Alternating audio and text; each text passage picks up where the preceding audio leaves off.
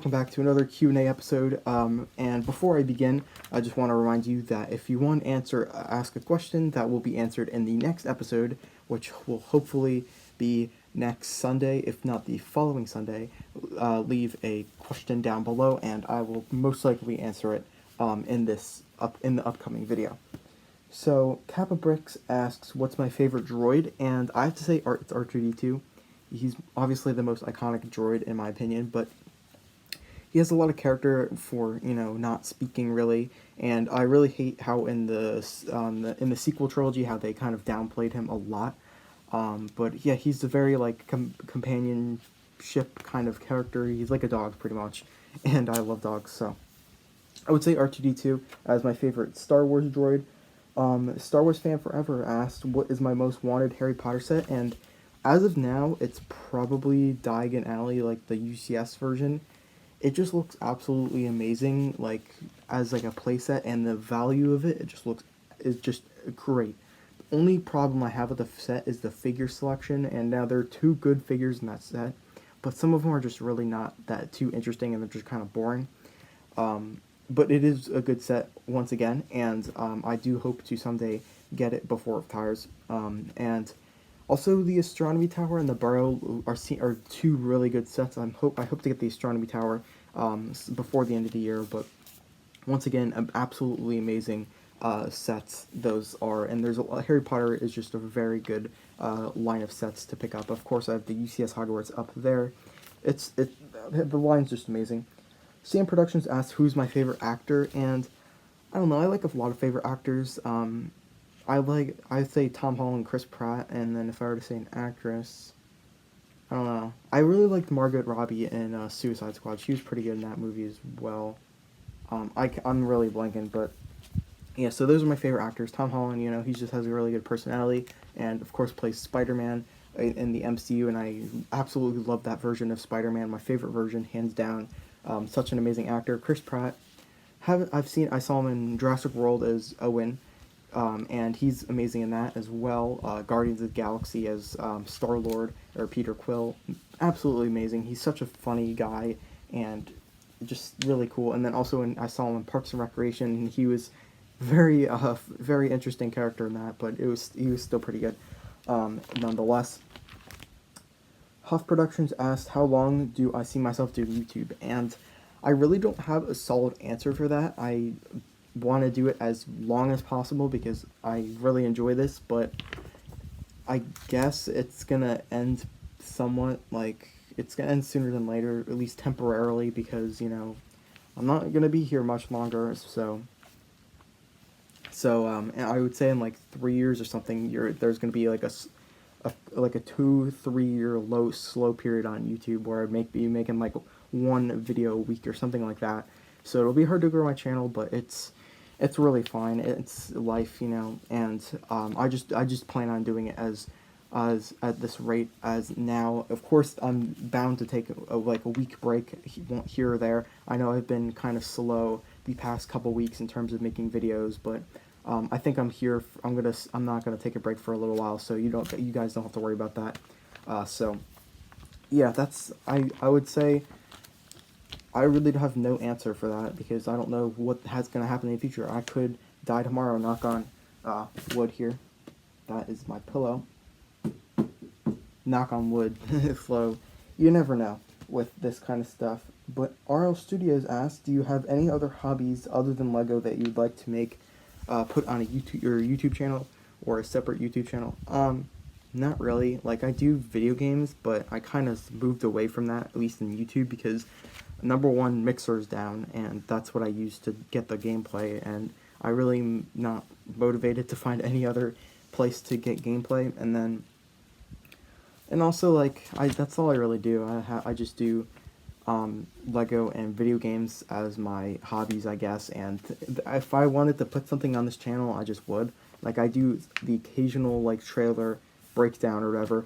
Also, speaking of that, I did do the Mandalorian one, but it got deleted off of YouTube for no reason. I didn't get a copyright claim or anything. It just canceled through the uploading, and I deleted the thing off my photos, so it was gone, and I just didn't feel like making a new video on that. But the next time they make a trailer, I'll watch it and make a video on that for sure. But yeah, I did see the trailer, if any of you are asking.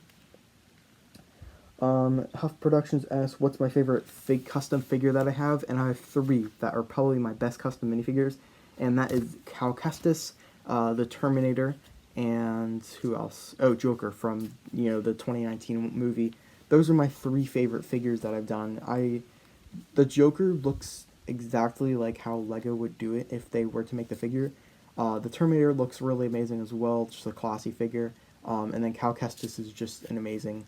I've spent so much time on that. Of course, I did a first version of that, and that was pretty rough, but then the second version I made was absolutely amazing. I really do want to make some more custom minifigure videos, because I haven't done them in a while, and, I don't really think that's the main kind of center point of my channel, but it would be nice if it was, because I'll end up having more motivation to work on them.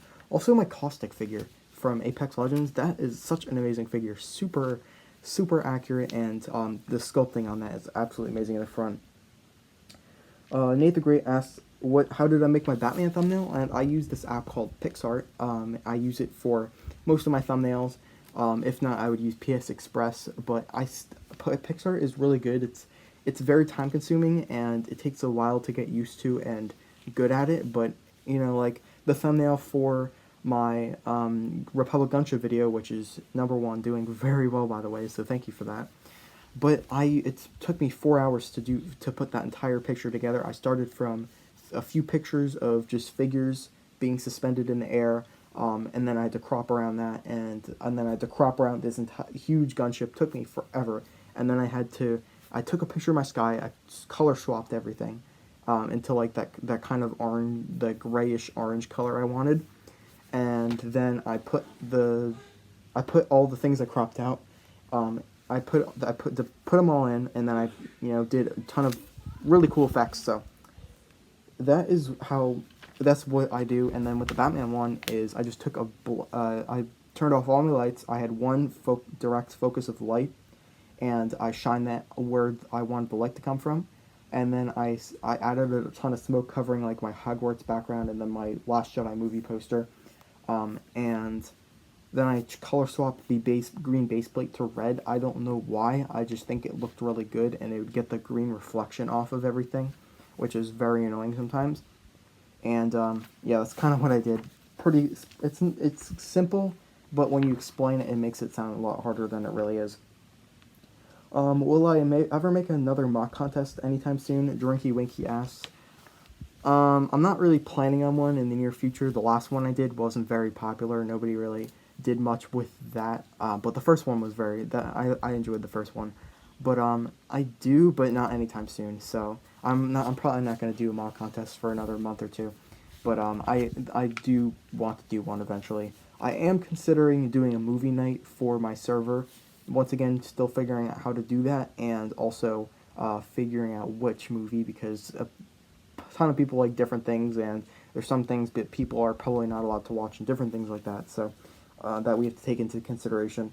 And my thoughts on Mos Eisley, Zach Bricks asks, on Tuesday I am going to try to make a video, comparing Mos Eisley and Diagon Alley, which you would buy. And that is because I didn't make a video on each of those, like a news video, because I'm lazy, or I just never really got a chance to, actually. But I do plan on kind of discussing my thoughts on both of those sets in that video, while comparing them and showing what this has better than this set, and just different reasons why to buy the set if you're both a Harry Potter and Star Wars fan and are kind of torn on what to buy.